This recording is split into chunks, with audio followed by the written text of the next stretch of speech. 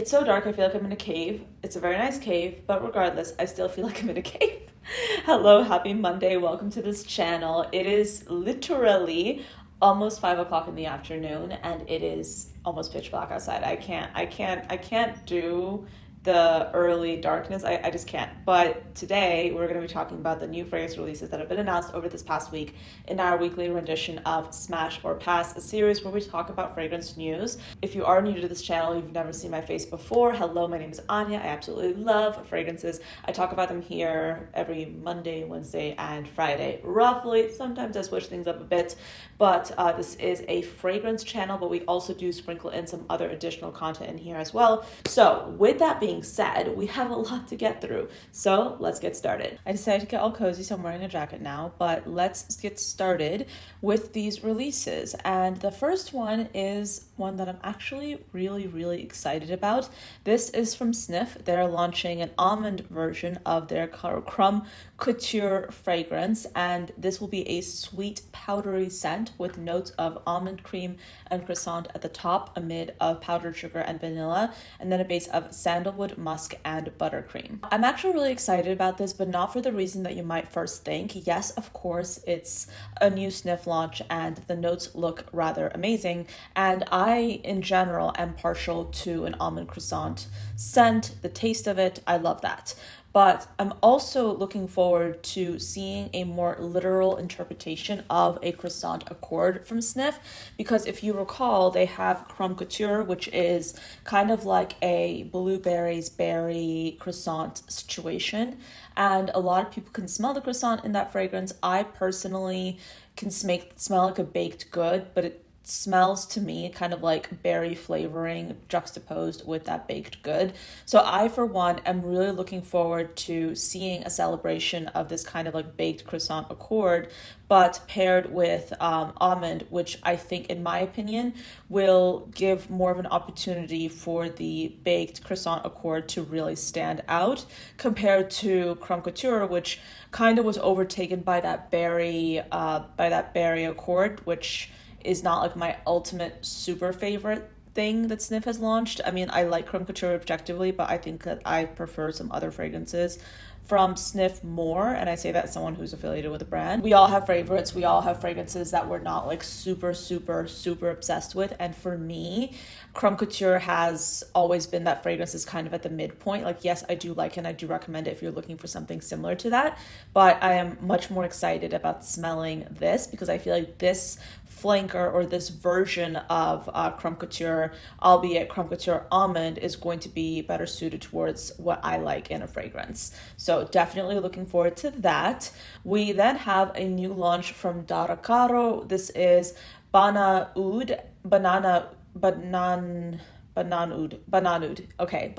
from Dara Caro, a fruity ambery fragrance with notes of bubblegum and banana. At the top, a mid patchouli, bergamot, and amber, and then a base of Madagascar, vanilla, and oud. I've seen Dara Caro and its founder at several like fragrance conventions. I believe the brand is going to be at Scent Explore. They're a Dubai-based brand. And for me, like, my interpretation from seeing them in person, seeing who they work with, they seem to be very much like a masculine-focused brand. So I'm curious to see their interpretation of a fruity ambery fragrance, particularly in the kind of bubblegum banana scent. I'm really curious to see this. I'm definitely going to be trying this at Scent Explorer because, yeah, I'm kind of curious. Are they going to move towards like the unisex category with this launch, or are they going to veer feminine? I'm curious to see how this will turn out. Like I said, I don't know what they're marketing towards, but based off of what I have seen in terms of the content creators they work with, the aesthetics of the brand, based off of conversations that I've had with the brand at these conventions, they seem to be very masculine. So again, I'm curious to see what they're going to be bringing to the table with this launch. And not saying that like bubblegum can't be in men's fragrances, but if this is a unisex leaning masculine fragrance, I'm really curious to see their interpretation of it. Moving on to Bon Parfumeur, they have the 502 Iris Cartagena Eau de Parfum. This is going to be a fragrance with notes of rum, cocoa, mandarin orange, petitgrain, and mandarin at the top, amid of iris, sandalwood, eucalyptus, and vanilla, and then a base of cocoa, butter, vetiver, coffee, and papyrus. So they previously have had Iris Cartagena, which is the 502 one, the original one, which was launched in 2024. And this was basically quite similar to their new release, but it focused more on the papyrus. It focused more on the kind of the woody aspects. It had some cocoa in it as well, some dry vanilla. Now, okay, I have to be honest. The original Iris Cartagena was not my favorite fragrance. I think I own it. I'm pretty sure I own it. It's not my favorite, and I'll tell you why. I think it's because of the combination of papyrus and coffee. For me, it just kind of pops out a little bit, and it's just not my favorite thing that they've launched. I don't love it. I think on a man it would be fantastic, but where I go for it in terms of my scent preferences, it's not like my most worn fragrances. I like it for what it is because it's like a dry spiced vanilla, but something about like the earthiness of the patchouli or the papyrus, to me, it's just like not something I wear all the time.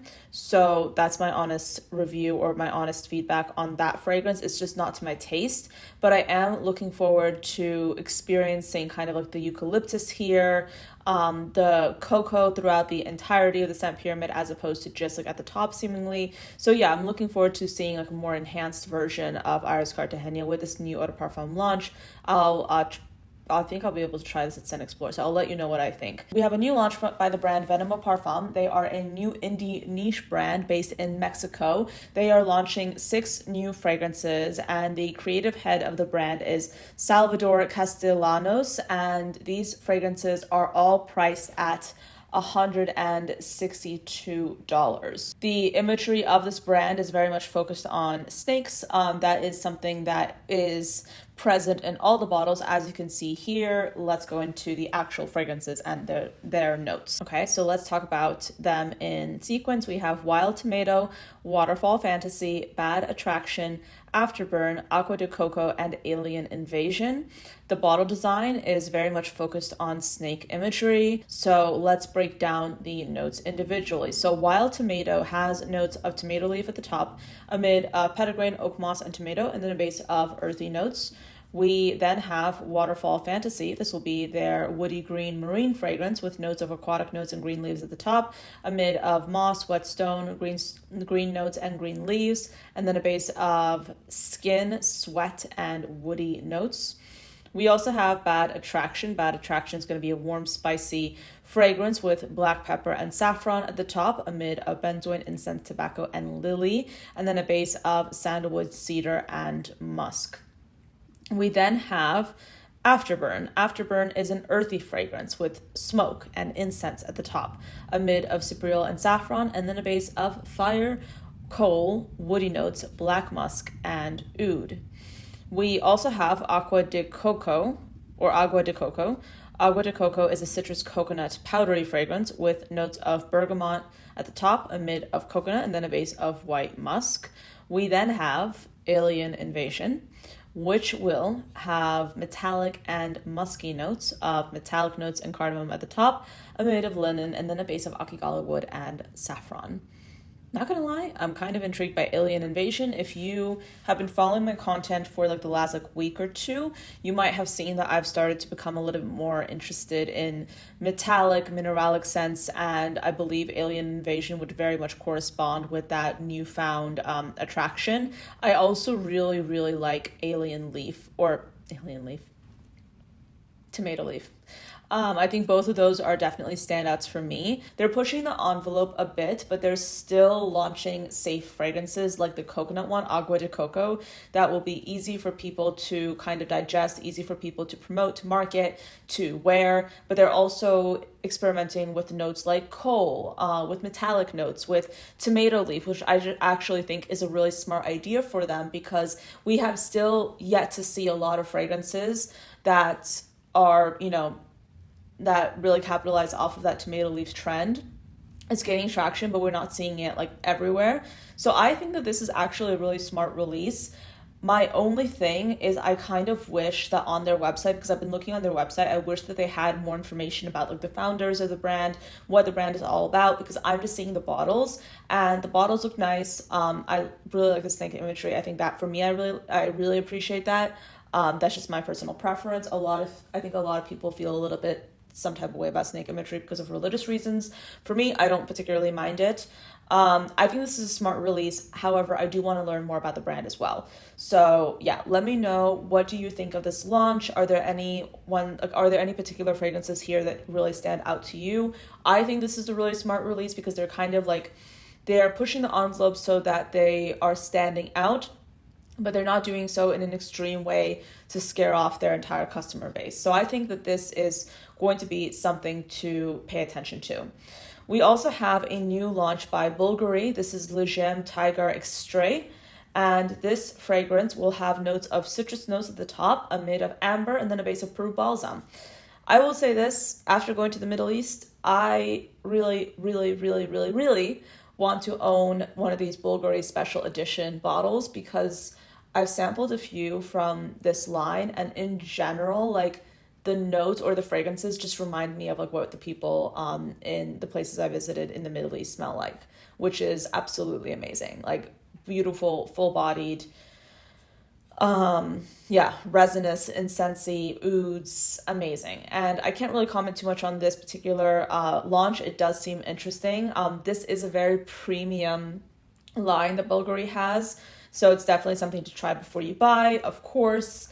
But it seems like a really bold and really interesting release. Looking forward to testing that in store. We also do have a new launch by Dior. They are launching Cure Saddle to their private collection. They're using this launch to spotlight their saddlebag, which if you don't know, their saddlebag is kind of like, it was really big in the 2000s, but then it came back a few years ago, and it's since kind of popped off on social media. It's basically that saddlebag that you see in a lot of people's like Instagram posts. Like it's quite polarizing because you can kind of like look at that and you know exactly what it is, but sometimes some people who don't align with that kind of taste like basically don't like it. Other people really, really like it. I'm kind of in between. I really did not like it when I first saw the bag, but then I kind of like fell in love with it through osmosis just because so many people were posting about it. I actually really like the look of it. But yeah, so this fragrance is going to be spotlighting that. And with this fragrance, this is a quote from Francis Cordejan, who, as many of you know, is a creative director of Dior Parfums at the moment. But he basically said, with Cure Saddle, I wanted to soften the leather, relax it, make it a supple and velvety suede. Cure Saddle thus renews the genre by mixing the traditional notes of leather with a musky and creamy floral cloud and modern amber woody notes. The result is both tenacious and lighter, sensual but softer. I love that. I think that this is a great approach. I believe, in my opinion, leather is such an underappreciated note because whenever you mention leather, people tend to balk. People tend to get a little bit nervous. And I think that leather is just one of the sexiest fragrance notes you can wear. I really like it. And this particular fragrance will have key notes of suede, leather, floral notes, musk, and amber wood. But yes, I love this. I think this is great. I'm looking forward to testing this out. Do I technically need this perfume? No. I have a lot of other leather fragrances that I really do love. Estrella de la Mañana, Silver Saffron, both by Une Nuit Nomade, are great interpretations of like a leathery undertone in fragrances that don't specifically just focus on leather, but kind of use it as a supporting act. Sugar Leather is also a great launch from Une Nuit Nomade. I love Une Nuit Nomade, of course, but they tend to do leathers really well. Sugar Leather is basically like a gourmand inspired sugary caramelly leather perfume. Really beautiful. It literally smells like suede, so I would be inclined to think that if you want a more affordable version of leather, you can try Une Nuit Nomade. But for those of us who are really big fans of Dior, this is definitely something to keep an eye out for. We also then do have a new launch by the brand Zernel Gilly. So they are launching their 7th fragrance. And for those of you who are unaware, Zernel Gilly is a brand that is very much inspired by music. And so all their fragrances, whether they be disco, jazz, etc., are very much focused on that theme. And the brand is Los Angeles based. The founder was based in Chicago, and he is inspired by his history of DJing to create this line of fragrances. And the latest launch by him is, of course, Blues. Now, Blues is inspired by the quote-unquote soul and grit of the music that shaped generations in Chicago. This release embodies the heart, the struggle, and the beauty of the blues. And the notes of this fragrance will include apricot, coffee, magnolia, almond blossom, opennux, brandy, ebony wood, molasses, and oud. I love this. This sounds great.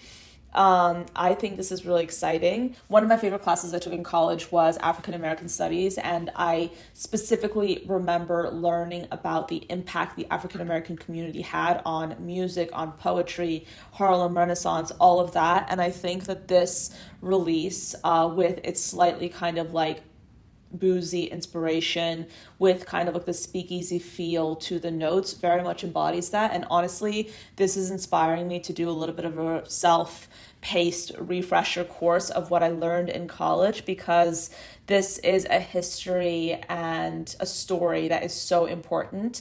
I think it's so important to, learn history and learn about the impact different communities have had on the cultural makeup of the world we live in today. So anyway, this is a great release. Really excited about it. I'm looking forward to smelling it. I'm hoping they'll be at Sun Explore. I'll check it out and see if they are going to have a presence there. All right, so that's it for this video. Those are all the fragrances we're talking about today. Let me know what you thought of these. Is there anything that's standing out to you? Are there any fragrances that you're particularly excited about? I'm curious to hear your thoughts in the comments below. As always, thank you for watching till the end, and I'll see you next time. Bye.